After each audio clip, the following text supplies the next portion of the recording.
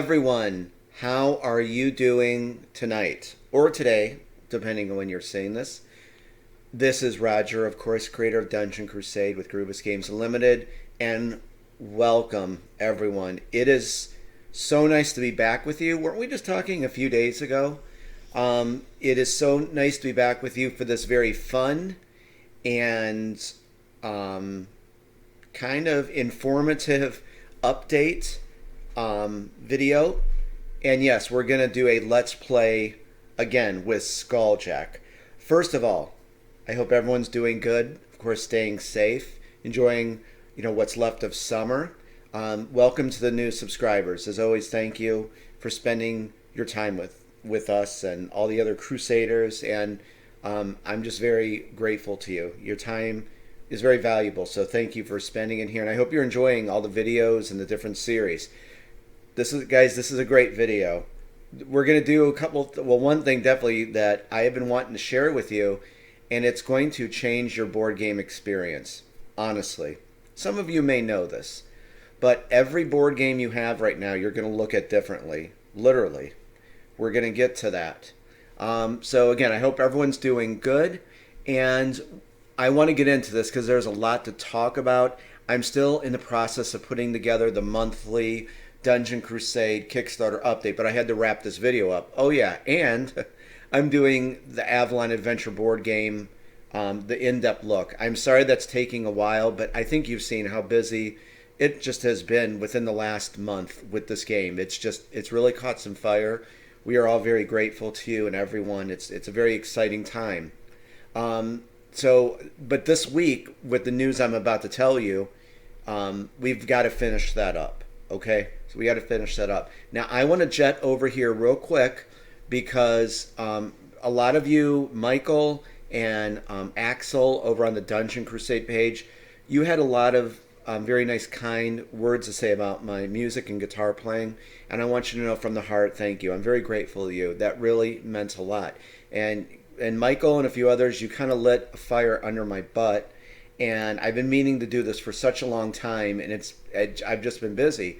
I went over to the SoundCloud because Michael, you asked me, is there anywhere you can check out your music? So a few days ago, I went in here for a few hours. I threw some graphic design together, and there's my ugly mug right there. And I put some of my songs from past albums for you guys to check out. There's a link in the description that will lead you to the SoundCloud. And again, real quick, because I want this about Dungeon Crusade, but I'm just very grateful that you were, with your kind words and what you said, because I love guitar playing and creating music and writing music and gaming and guitar music and all that. I've done this since I was a child, and I just love it. I love it. So it's great to incorporate the both. But the songs here that I have are from some past albums of music, or collections rather, that I've done. So this stuff here is not necessarily meant for the game or the channel. I'm actually creating a brand new album of music, definitely more advanced, a little more progressive. And then the material for the channel, for the Dungeon Crusade channel, is going to be very like cinematic, very kind of melodic, some kind of fast solos in there. But it's going to fit the format perfectly. But some people wanted to check out some of my stuff, so head over here, and I hope you enjoy it. I hope it inspires you. If you're a musician, that's what it's all about, just sharing music with each other, inspiring each other. So I hope you like that, okay? So link in the description, and enjoy some of these tracks I left for you. Okay, let's get back in there. Done with that, but I wanted to say thank you. So we're looking at this. Yes, we're going to play Skulljack, and we are going to get to that momentarily. But first, I want to give you the great news. And I got this news a few days ago, and we're, of course, on the Facebook Dungeon Crusade page. Probably, but I put it in the title. We got to scroll down for this breaking news or update. Okay, so I did another Origins post. We're going to look at that. Don't worry. We're going to take a look at this. But in here, I put that, well, let's go over to this page so we can, I needed this to keep straight because I'm telling you, there's a lot of stuff going on. But the great news is the final production version of Dungeon Crusade will be arriving this week. Yes, we will have our hands on the nice, pretty version, the version you guys will be getting. I'm very excited about this. There's a lot of other people excited about this. So I shared this a day ago over on the Dungeon Crusade page. I'm just going to skim over here. And thank God this is here to keep track of everything I want to talk to you guys about. But yeah, a few nights ago, one of the production managers and the manufacturer sent me a message letting me know this week that the final version will be arriving.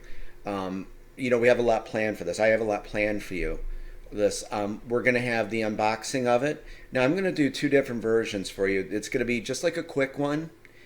And then there's going to be, and I'm sorry, this is going to be a new series because, as I have said, as the creator, I think it's my duty, job, and responsibility to do a interactive video rule book. And I've come up with a really interesting format that I think you're really going to love, and it's going to teach you the game very quickly. So look out. There's a new series on the way. We're going to go from everything from unboxing the game. We're going to go into the other video will be in. You could skip this if you want. I'm going to, I have a certain formula I'm going to follow. But I'm going to take the time to actually break the game down, like the punch boards, everything. You can hang out with me. I'm going to show you how I recommend to store all of this, on a freshly open game, how to store everything. From there, we are going to go into setting everything up, for how to set up Dungeon Crusade, where to put at least how I recommend to, people to set it up. I'm going to be there with you every step of the way. Where to put the dungeon board, where to put your village board, dungeon UI board, maybe some alternatives where to put the dungeon UI board and village board, where to put your monster area. Okay, so I'm going to be right there with you. And then there's going to be I'll say, okay, pause the video and please do this. You'll do that. And then we're going to get into playing the game. And so I'm going to have kind of like a scripted game where you can, when you get your game, you can almost follow along at home with what I'm doing. And so basically, if I can put it this way, I'm going to hold your hand through the whole time. And I think that that's just my job, my responsibility for the growing fan base of this game. So the new series is going to be this interactive rule book. And I'm really looking forward to that. So that's why I've got to get my butt in gear and got to get the Avalon Adventure board game in-depth look done this week because this game's arriving. And I know people are going to be beating our door down to get this thing down. Okay, we talked about that. Limited time, as I said. There is limited time to pre-order a copy of Dungeon Crusade, or do you have an open order? We talked about this before. Yes, for a very limited amount of time, because that's going back to this. The shipping company and the manufacturer are working on, the manufacturer is working on putting all the stuff together to deliver to the fulfillment center, which is in the same city, not very far from them. So this is going to go pretty chop. So if you need a manual invite, we can do that. It's going to be very limited now. Like we're talking less than probably 2 weeks, I'd imagine. If you have an open order, of course you have to go in there and finish it. If you don't finish it, unfortunately, it will be auto canceled, and that's not on us. We're partnered with the good folks at Pledge Manager. They will auto cancel that if it's not taken care of. Lastly, I put here, we will be giving a 1 week fair warning before the Pledge Manager closes. Of course, you can still go into Pledge Manager to take care of your address or anything like that. Okay, so I think we finished that up. So yeah, just check your order, make sure your address is right. And in the event that, there was an address change or there was something wrong and, they are delivering the games, I'm in close communication with Becky, our shipping manager from the fulfillment center. Very nice girl. We've got to know each other very well. I'd imagine that they can intercept this and reroute it to the right address. Okay, we don't want to do that, of course. So just make sure your address is right. Okay, so moving on now to some fun stuff. new Origins poster. And I think that I have to really think. Last video that I believe I showed you what the Death Knight and the Fallen King, and what were some other ones? There was Bane Vic. What was the other one? There was one more. But anyway, I think I showed those. Oh, the Keeper of the Faith. I think I showed those last video. Well, and anyway, this was what I shared in this post with the good news that there's again another monster we're going to talk about, and this is the Succubus, level 3 champion monsters. You know, there's minions, champions, and guardians in the game. Guardians are like your boss-like creatures. So with champions, though, there's two different versions, and I'm just reading off here so I don't forget to talk about it. There is normal versions, which just have the origin stories on the bottom of their monster card that I wrote for them, like where they come from, the land of Avalon, and sometimes a little hint of what you could be dealing with an elite version. And that's so from the origin stories, if you encounter one of those first, you're going to kind of get a little hint of what the elite version is. So we're going to go back over and take a look at the elite, or look at the Succubus, but we're going to talk about the elite version and her special ability called Fatal Charm. So let's shoot back over here. Again, I hope you're liking this. There's so much to talk about. So there we go. That's the Succubus, and that was painted by the amazing Freddie Lopez. And I want to tell you about Freddie. He's just one of the nicest guys you'll ever meet. Learned a lot from him. And me and him had so much chemistry because this kind of stuff is what I love. And he loves it. And so when I just said, I think when I didn't even create a design doc for him, I just said, listen, evil, wicked, alluring, Succubus, and I think I said maybe like orange hair, red hair, and that was it. And he produced that. Just incredible artist, and just got a super good knack for this fantasy art. Just amazing. So thank you, Freddie. The elite version has a special ability called Fatal Charm, and what Fatal Charm is, I'm not going to give you a spoiler. I'll give you a hint. When your heroes say we were playing. We go into a chamber and it says there's a level 3 monster there. Or, sometimes you don't even know what level it is. Well, let's say we know that it's a level 3 monster, okay? We enter, reveal, and its elite version says Fatal Charm. Each of our heroes, and I really hope you're not going into a high-level chamber of the dungeon with a solo hero. You want to rally them together, as we'll talk about in part 2 of this video. Your heroes have to test willpower, so they're not charmed. If they fail that willpower check, it's just not good, guys, okay? We'll leave it at that. Lastly with this, we're going to see, and I talk about this also in part 2 of this video. So I kind of carried that format over from the last video where we have this part 1 and then the live action, if you will, part 2. And I think you guys enjoyed it, and I really liked it.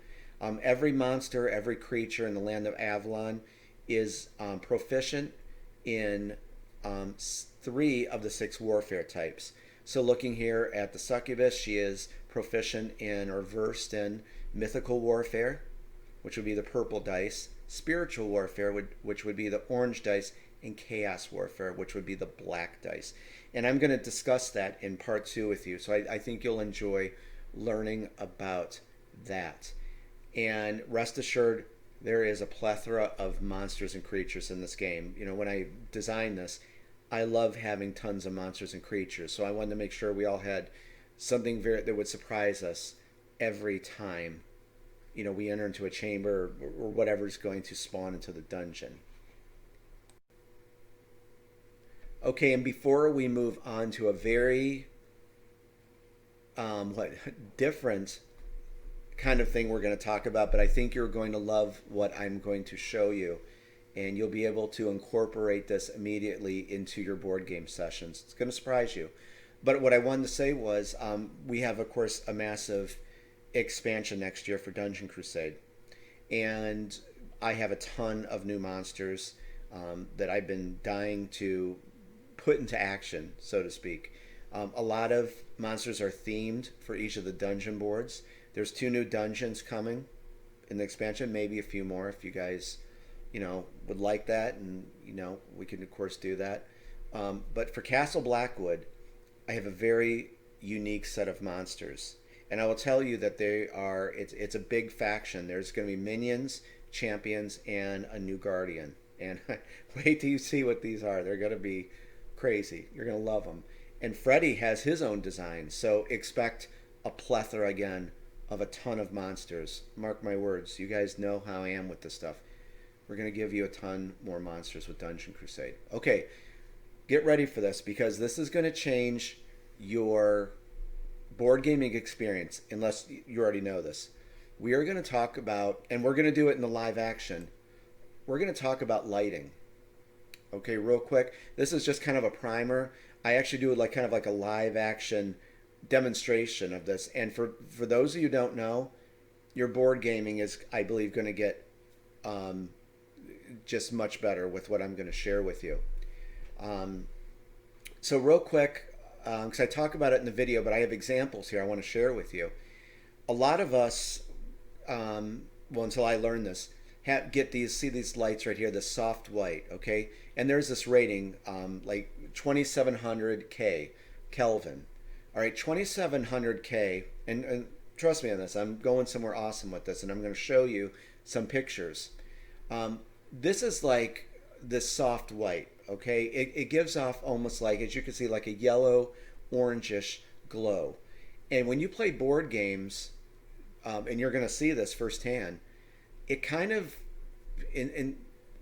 well, when you see it in the daylight lighting, we're going to talk about, it's a night and day difference. But it throws like kind of like this light on your board games and anything really in the room, and it gives it like this orangish, yellowish, murky tint that I hate. And it just makes your board games look unattractive. So, and the reason I'm sharing this is because, you're getting Dungeon Crusade. I want you to have the best experience. And trust me, you're going to be floored when you see the difference, what I'm going to show you. So, some people already know about daylight lighting. So, a lot of people, like in our home, that table that, that I do all the videos on, above me is our big dining room light, and it has these soft white 27, I'm going to refer to as 2700 light bulbs, and it does that orangish tint. I hate it.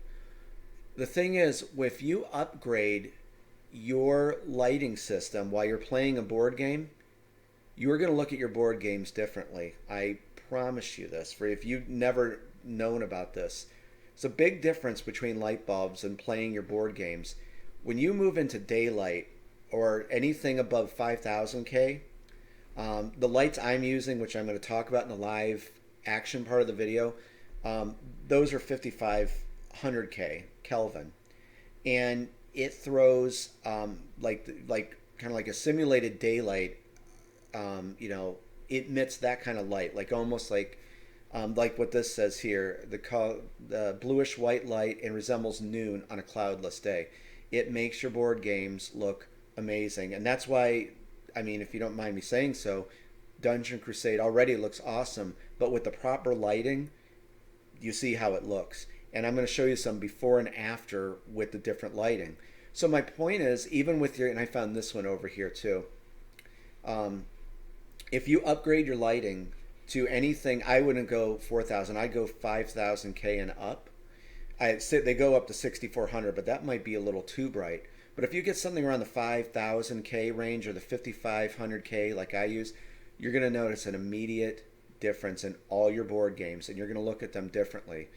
I have to start another segment of the video, but I'm going to show you some examples, some pictures I took last night, and I think you're going to like this. So hold on. Okay, so we're going to look at some examples, but before, there's probably going to be one more segment here, a few more minutes of this, and then I want to talk to you about the Let's Play Skulljack before I get you into the live action. So let's take a look at these pictures here. Okay, the first picture is here. This is with and just kind of like what I think a lot of people do. They turn on their overhead lamp, maybe over their dining room table or in their living room, and if they have that 2700 this thing here, that's what we have. This is what Dungeon Crusade looks like with with none of the grid lighting, I call it, that I use with the 5500 This is just, and it's very bright in our, in our great room where I have this. So that's with our chandelier, I guess you could say, above, or lighting above. Now get ready. Here's the same exact picture. I turned off the overhead lights and turned on the 5500K, the daylight lights. Can you see a huge difference in that? Let me go. I'll switch back down here. You can see 5500K. So there's that, and then there's that. But notice how all the colors, almost like the I don't know how to say it, like the color properties, everything is very defined. It's very crisp. It's very vibrant. Where you look at lighting on your 2700K, and it's like, again, that orangish, yellowish, murky tints, and it just kind of makes everything look blah. It just, nothing's really defined. It looks nice, but it's just not defined like this. And do me a favor, let me know something in the comment section. I was thinking of taking just this section and the video you're going to see, and maybe sharing that with other people who don't know this about, daylight lighting and soft light, because honestly, before I learned about all this, I wouldn't have thought this, So I'm just trying to help people have a better board game experience, not just with Dungeon Crusade, but everything. I mean, it makes all your games look amazing. So let's move on to another picture here. Here, this is a huge one. Again, this is that 2700K, the overhead chandelier light I have. Looks nice. Again, orangish, yellowish, murky tint. Nothing's really, it looks good. It's not defined. This is a big difference. So let's switch over to the 5500K daylight. Look at that. Everything, again, those color properties are perfect. Everything is just so colorful, lush. Just a world of difference. We'll go before and after. There's that. So there you go. I have a few more for you, but hopefully you can see what daylight lighting looks like. And again, I wouldn't go lower. If you're going to upgrade your lighting, wouldn't go below 5000K. I'd keep it around like what you're seeing here. This was huge. So there's all the warfare dice, which we're going to be talking about. So there's that 2700K lighting above. I'm going to turn the lights off, turn on the 5500K, and look at that. Look at the dungeon over here. Everything just looks, this is of course what you guys always see because I use 5500K lighting. Especially if you use this in a video, it'd look very unattractive. So lighting even in your videos, if you guys are doing YouTube videos, get yourself some grid lighting. You can find kits for like $40, I think, on Amazon. They have the stands and the umbrellas, and comes with the light bulbs. A definite upgrade, even if you're playing board games, to have that. So you can see the colors just pop. And then lastly here, this is a big one. This is the ancient runes. Yes, again, like it's almost like a yellowish maybe, it just looks washed out. And this is that 2700K lighting. So take a look at with the 5500K.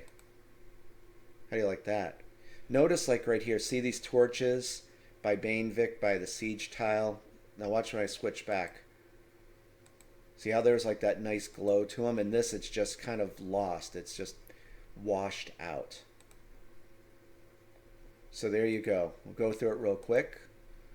There's 2700K, 5500K, 2700K, 5500K, 2700K, 5500K, 2700K, 5500K. There you go. So upgrading your lights. You want daylight, anything over 5000K. So let us real quickly talk about Skulljack. Okay, before we get into the live action video, because I think hopefully you guys are anticipating this. This playthrough, or this little Let's Play, came out really good. And that's why I wanted to do this for you guys. I love hanging out with you guys, truly. It's kind of like relaxing for me. And that last video where we did Let's Play Tower Attack, I did not think it was going to go over that well. I mean, everyone really enjoyed that. And so when I was going to do the update, I was going to do a quick update. I'm like, you know what? I'm going to play Skulljack with them because I think you'd really love this. And I had a blast playing this game. And so I wanted to take, go the extra mile for you. and do another Let's Play with one of the House of Chance games. And then I touched on some other stuff. So I'm going to give you some sneak peeks and say everything that I wanted to say, and then we'll get you into the live action part, which I think you're really going to enjoy. Notice here, we talked about this in the last video. Remember, in the House of... Wait, we're going to shoot over here. House of Chance, close-up of that. On Celebration Day, only one House of Chance game appears in the House of Chance. You roll a d4, whatever the result is, that game. So say we were playing, we rolled a d4, our heroes go to Celebration Day. Okay, 2 comes up, Skulljack.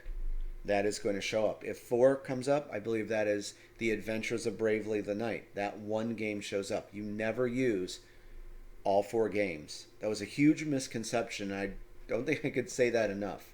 So remember, House of Chance, only one game shows up, Skulljack, for this playthrough we're going to do. Just a couple sneak peeks for you. This is the poster I put together. Let's play Skulljack. I put that over on the Dungeon Crusade page on Facebook and mine. There you go. And yes, and of course you get a custom deck of Dungeon Crusade Skulljack playing cards. Don't use those for playing solitaire. Please don't do that. These are elegant, guys. These are made for Skulljack. Keep them in there.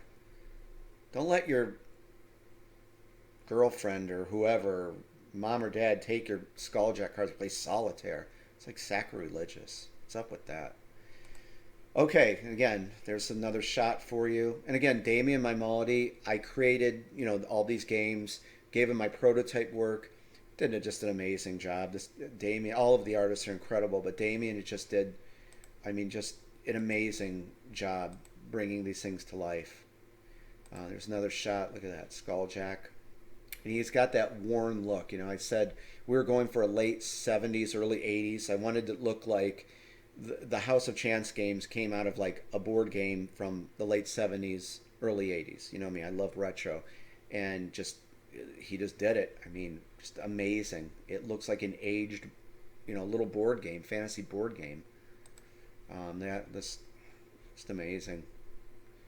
Up to 3 heroes can play. And don't worry, I explained Skulljack is a simple form of blackjack, 21. So, and it's a simple form. We don't do any of that. You can't get insurance or split your cards if you get, like a queen and a queen or a 5 and a 5. It's a straight blackjack. But don't worry, I explain everything to you in the playthrough.